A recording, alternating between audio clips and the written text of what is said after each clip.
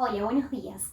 Bueno, para iniciar la exposición me gustaría traer a consideración el primer concepto, que es el de pedagogía. Tomé este concepto del texto de Daniel Brailovsky, ¿qué hace la pedagogía y por qué es importante para los educadores? En este texto, el autor va a plantear que la pedagogía es una ciencia que se ocupa de reflexionar acerca de la educación, pero específicamente la educación que ocurre dentro de las escuelas.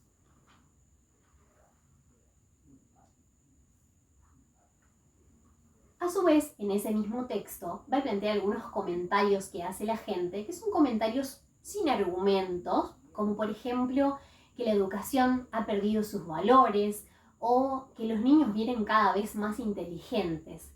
¿Qué ocurre con estos planteos que son típicos de la espera de una peluquería, de la mesa de un café o de una sobremesa? Son planteos que no tienen fundamentos, que no analizan realmente los problemas de la educación. Pero lo que quiere rescatar el autor es que estos planteos son los mismos que se hace la pedagogía y de los que se ocupa la pedagogía. La diferencia radica en que esta ciencia va a realizar investigaciones para intentar responder a estos interrogantes o a estas problemáticas y no se va a quedar en el simple comentario o opinión sin fundamento. Otro de los conceptos que quiero traer a esta exposición y por el cual vamos a ir poniendo aquí todos los conceptos para realizar un pequeño recorrido por todos los contenidos que dimos en la cátedra durante el año, va a ser el concepto de modernidad. ¿Por qué traigo a consideración el concepto de modernidad?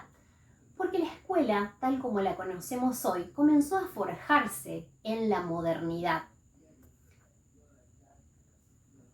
Voy a poner aquí el concepto para ir armando nuestro cuadro.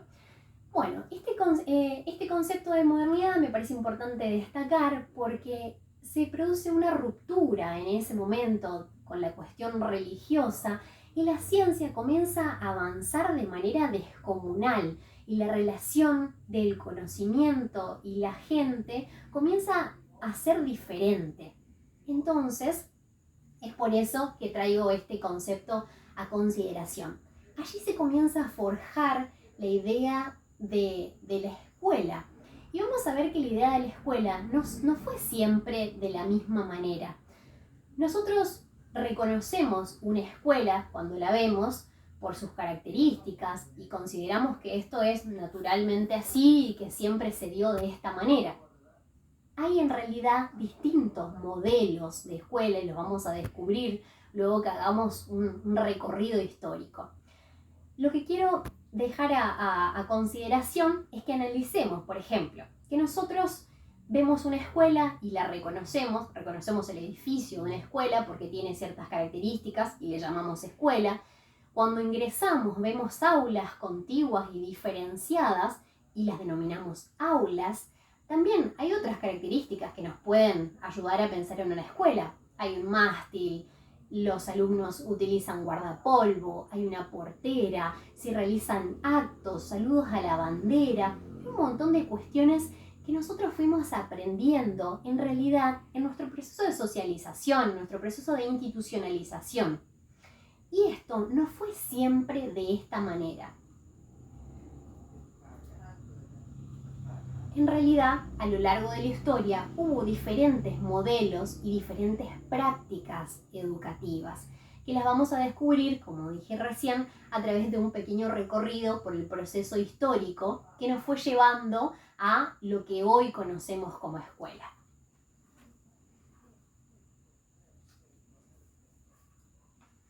Entonces, bueno, nos tiene que quedar bien claro que hubo distintos modelos y distintas prácticas que nosotros fuimos aprendiendo, que nosotros vamos a ir desarrollando en esta exposición y que en realidad el concepto que nosotros tenemos naturalizado de escuela fue en realidad un concepto aprendido por nosotros. Bueno, los invito ahora a hacer un pequeño recorrido por el proceso histórico para ir descubriendo los distintos modelos que existieron en el transcurso de la historia para ver cómo se enseñaba y cómo se aprendía durante distintos momentos históricos en la humanidad.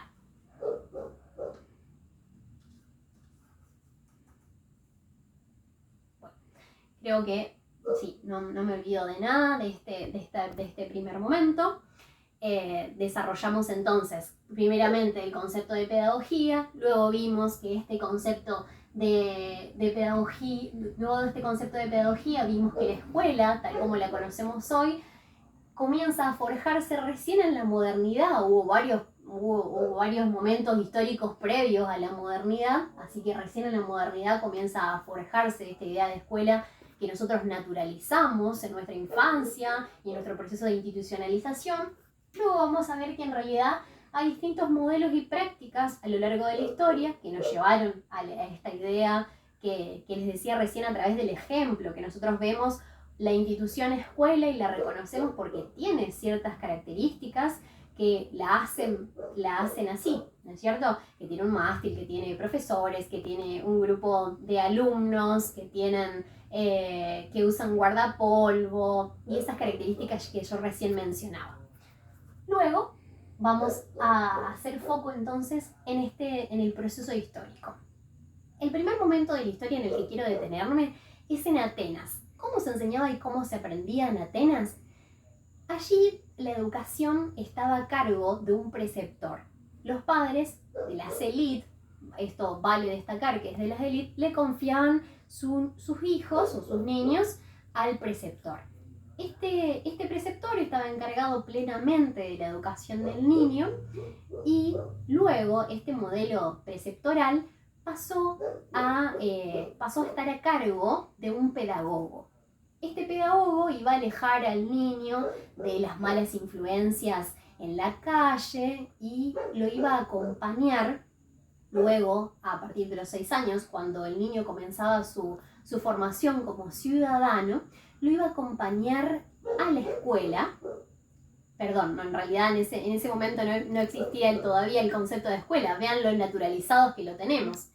En realidad lo iba a acompañar a sus clases y luego, cuando volvía a su casa, le iba a ayudar a hacer sus tareas y demás cuestiones. Vemos entonces que el rol del adulto en ese momento era ser un profesor particular, ¿no es cierto? Bueno, luego de Atenas vamos a pasar a ver en Roma qué estaba ocurriendo o cómo se daba la educación en ese momento.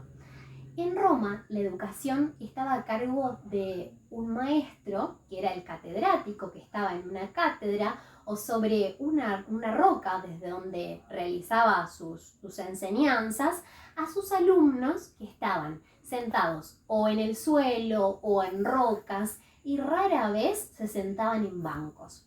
¿Qué ocurría? Ellos tenían allí las lecturas que realizaban a diario guardadas en cajas cilíndricas, en papiros, que era la forma en la que estudiaban, o sea, realizaban las lecturas a partir de esos papiros. Lo importante a tener en cuenta o a destacar de este momento y de la educación en Roma es que se utilizaba un bastón, una férula, a través de la cual se imponía el orden, o el profesor se imponía a través de los golpes que realizaba con este bastón. La autoridad se imponía de esa forma. Muchos no estaban de acuerdo con esta práctica, pero era lo que se realizaba en ese momento. Bueno, después pasamos a la educación en la casa del príncipe. Los nobles en ese momento recibían en sus casas, volvemos otra vez a destacar este concepto, la élite era la que se educaba, la élite era la que se educaba en Atenas, la élite era la que se educaba también en este momento de principados y de nobleza. ¿Qué ocurre? Ahí iba un preceptor a visitar al príncipe o al noble, que vamos a destacar esta cuestión. Se sentaba en una silla en la misma altura que el noble también. No ocurría como ocurría en este segundo momento que mencionamos en Roma, donde el profesor estaba sentado sobre una roca y los alumnos estaban en el suelo. Aquí era una cuestión más o menos de igual a igual en la que el noble recibía la educación por parte de su maestro. Lo que es importante destacar en este momento era que a su alrededor había otras personas realizando otras actividades. Por ende, la educación silenciosa y de concentración, que nosotros tenemos un poco dando vuelta a ese concepto de la educación, es un momento en el que uno tiene que estar concentrado y en silencio, no era así en este momento. El diálogo o la clase en realidad no era dialogable todavía, se impartía de esta manera, en un ambiente bullicioso. Bueno, luego vamos a pasar a desarrollar, vamos a entrar poco a poco a la modernidad con Comenius. ¿Qué ocurre? Este pensador va a ser el padre de la pedagogía, lo consideran el padre de la pedagogía.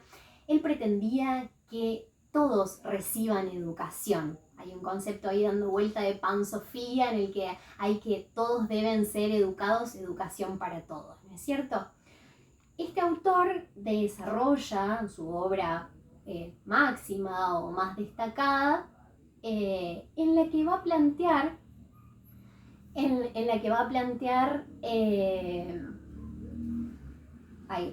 quería acordarme el nombre de la obra, se llama Didáctica Magna, ahí está, estaba en mi cabeza. En esta obra Didáctica Magna vamos a ver cuál es lo más importante en lo que él se centró es en realizar programas educativos. En estos programas, ¿qué vamos a ver? No simplemente qué debía enseñarse, a quién había que enseñarse, sino cómo debía enseñarse. Así que estos son algunos de los aportes que este autor realiza a partir de la didáctica, de su obra, la Didáctica Magna.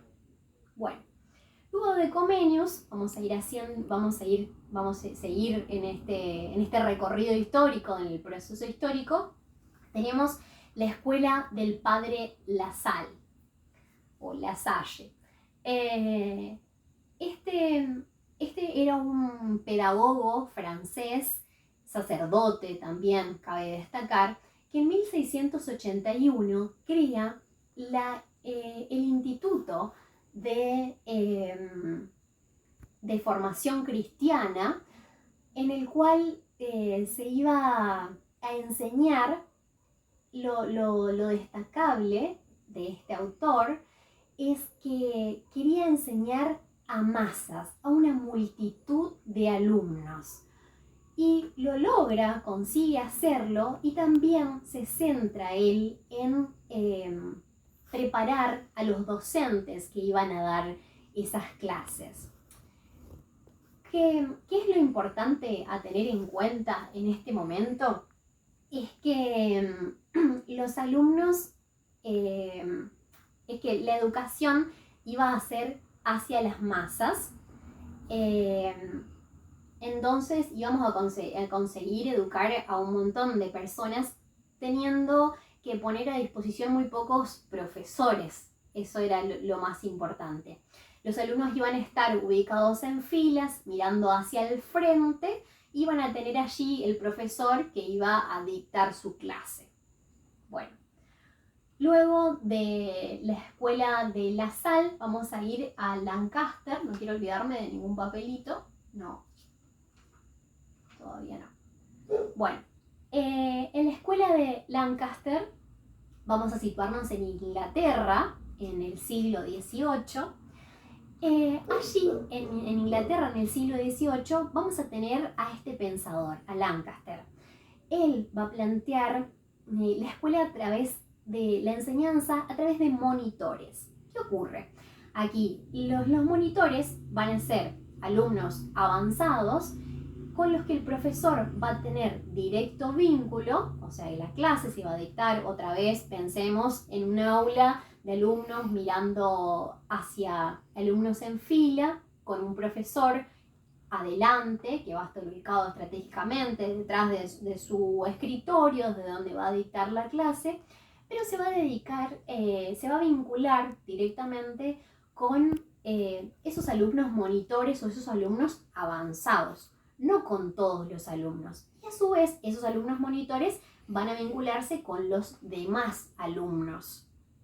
O sea, ahí vamos a tener una cuestión con la autoridad que vamos a ver un poquito más adelante. Después, la cuestión de la autoridad ahí está un poco desdibujada en realidad, porque no es el profesor quien va a impartir toda la autoridad, sino que a través de este alumno monitor, por momentos el alumno va a ser alumno y por momentos también va a ser profesor.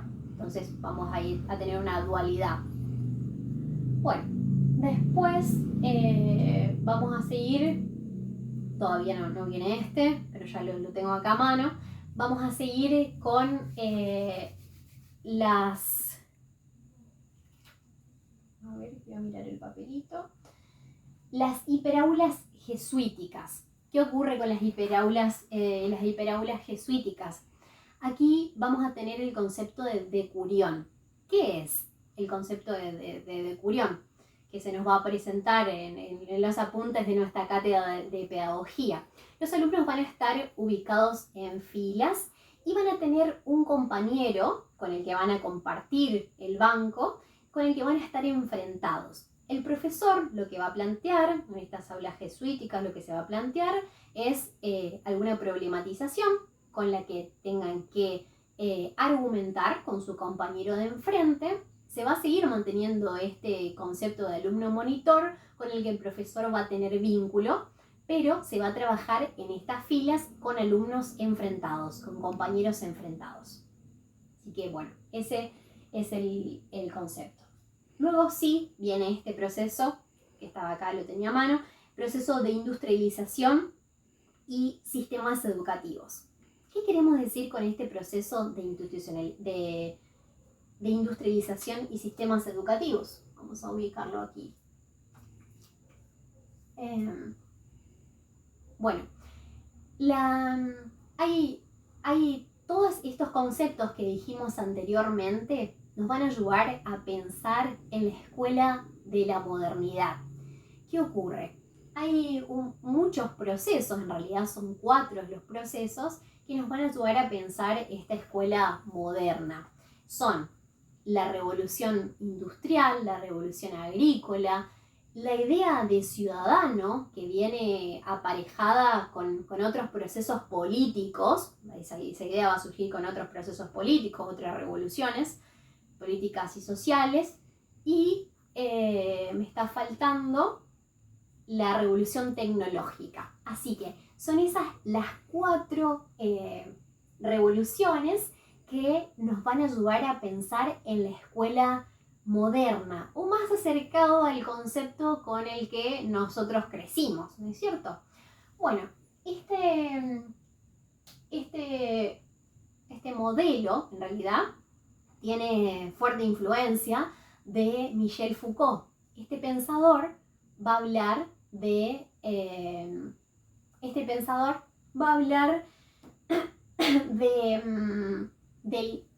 concepto panóptico. El panóptico, vamos a explicar un poco cómo funciona el concepto panóptico. Michel Foucault decía que el panóptico era una forma de control sobre los estudiantes. ¿Qué ocurre? Cuando nosotros no los estamos mirando, los alumnos igual se sienten controlados. Bueno, es el concepto que va a introducir Michel Foucault. Bueno, luego vamos a comenzar a pensar, vamos a ver la influencia del Estado en la educación.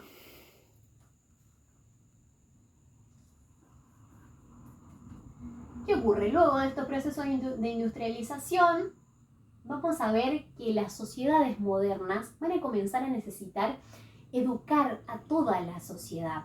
¿Qué ocurre? Antes, como vimos en otros ejemplos, la educación estaba a cargo de la Iglesia. Ahora va a ser el Estado el garante de la educación.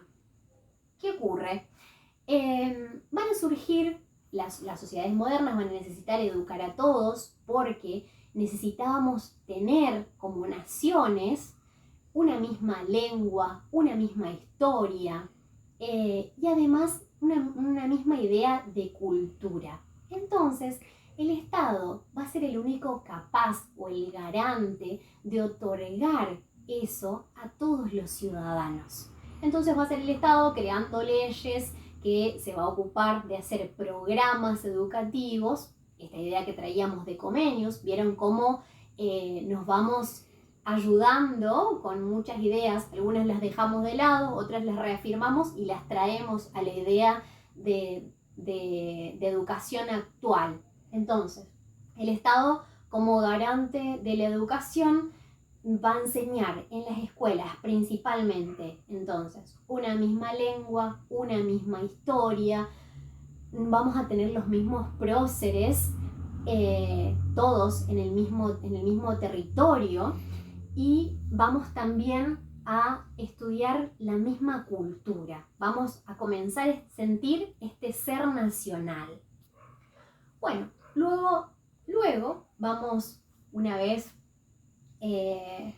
vamos a centrarnos en la escuela sin escuelas. Estaba viendo si tenía algún papelito para poner, pero no.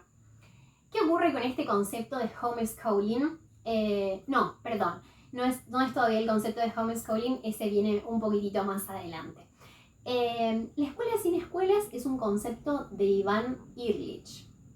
Este pensador nos va a plantear que no todas, era un anarquista, vamos a tener eso en cuenta para imaginarnos un poco el concepto que él va a desarrollar. Este pensador va a decir que no todos van a tener la posibilidad de acceder a la tecnología y al progreso, y por ende no todos van a poder acceder a los conocimientos. Entonces, lo que él plantea es que se creen redes de enseñanza para poner a consideración de todos el conocimiento. Entonces, con estas redes de enseñanza, todos van a poder educarse. Pero era una escuela sin escuelas. No nos olvidemos que él pretende que eso se haga por fuera de la escuela, sino el conocimiento va a estar a disposición de todos. Eso es lo más importante que me gustaría destacar de este pensador. Luego vamos a pasar a este pedagogo muy reconocido, Paulo Freire.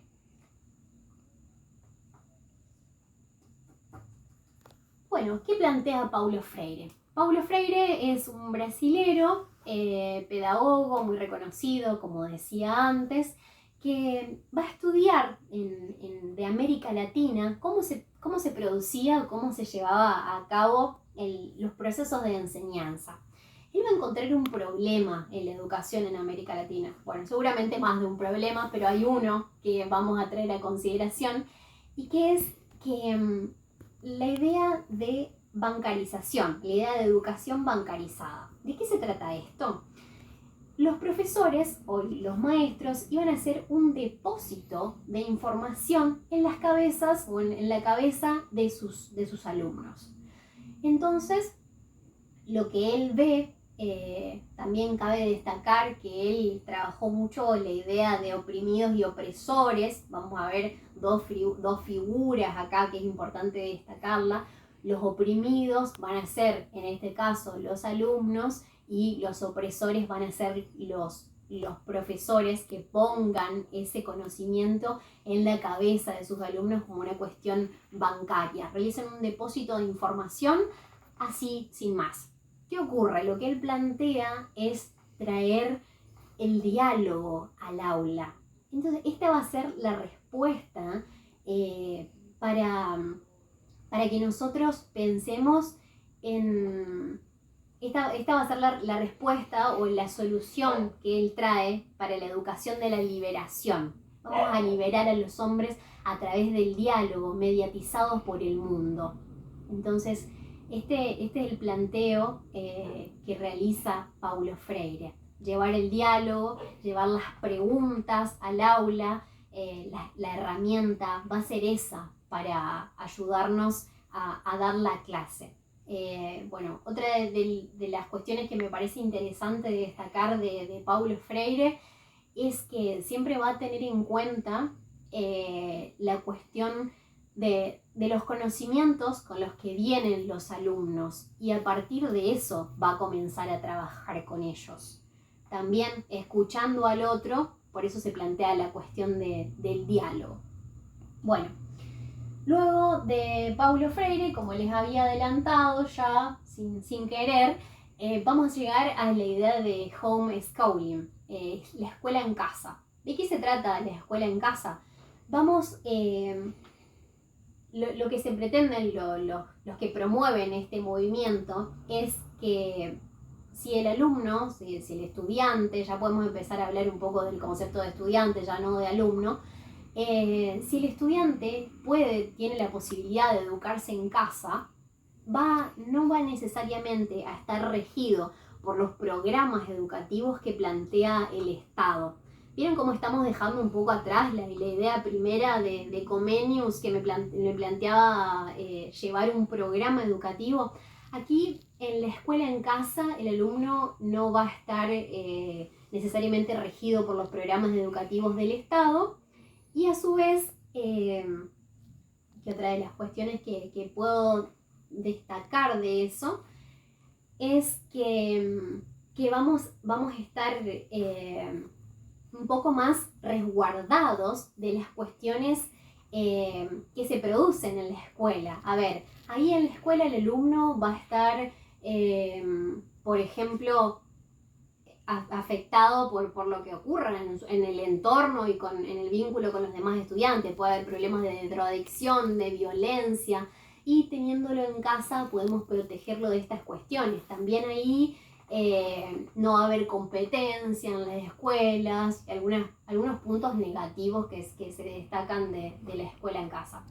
Bueno, cabe destacar que no todos van a tener la posibilidad de acceder a la formación en casa y que, bueno, por eso todavía continúan existiendo las escuelas y que no necesariamente en la casa vamos a estar protegidos. Bueno, eso es una consideración que yo quería dejar en este video.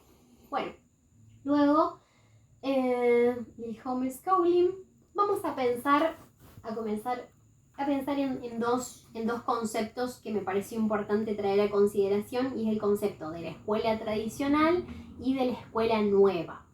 Vamos a hacer unas pequeñas comparaciones para que veamos de qué se trata.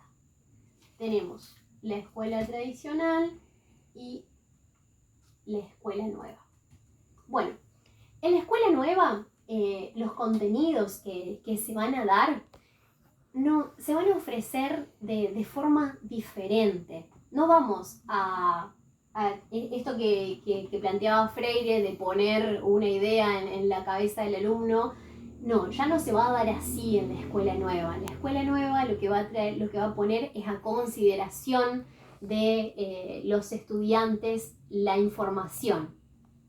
También hay un concepto que me gustaría destacar, me estoy acordando también de un ejemplo en Argentina, que más o menos se produjo en el mismo tiempo histórico que los planteos de Paulo Freire. Y es la escuela de la señorita Olga. Me sirve traerlo a consideración porque vamos a ver a partir de este ejemplo cómo funcionaba un poco la idea. Cómo nos vamos a ir de esta idea magistrocéntrica de escuela tradicional y nos vamos a encontrar con esta escuela nueva. Bueno, la escuela de la señorita Olga. La escuela de la señorita Olga es un ejemplo de Rosario, de Olga Cossettini. En esta escuela se realizaban, por ejemplo, las clases no se realizaban necesariamente dentro del aula, había mucho vínculo con el exterior. ¿Qué ocurría? Los alumnos, los estudiantes salían del aula para recorrer el barrio, por ejemplo. En el barrio se conocía a las personas y se les realizaban entrevistas para ver, por ejemplo, y conocer acerca de sus profesiones.